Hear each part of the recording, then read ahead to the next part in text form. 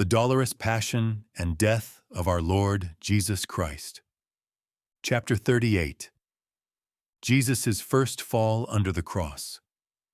Toward the end of that narrow street, or alley, the way turned again to the left, becoming broader and somewhat steep.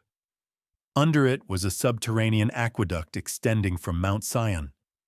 I think it ran along the Forum, where flowed a covered gutter down to the sheep pool near the sheep gate. I could hear the gurgling and rippling of the water in the pipes. Just here where the street begins to ascend, there was a hollow place often filled, after a rain, with mud and water.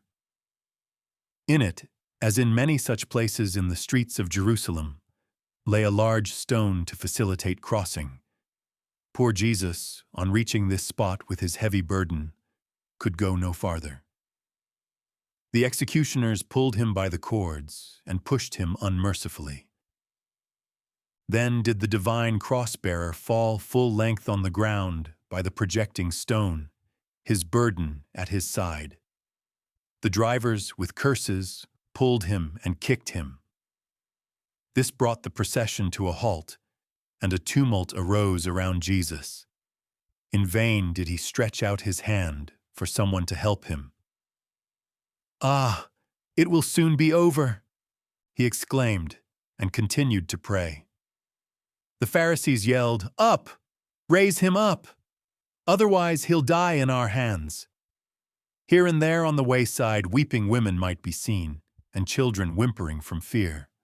With the aid of supernatural help, Jesus raised his head, and the diabolical wretches, instead of alleviating his sufferings, put the crown of thorns again upon him. When at last, with all kinds of ill treatment, they dragged him up again, they laid the cross once more upon his shoulder.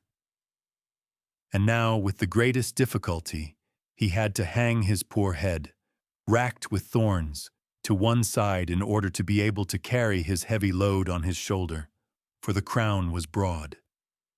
Thus Jesus tottered, with increased torture, up the steep and gradually widening street.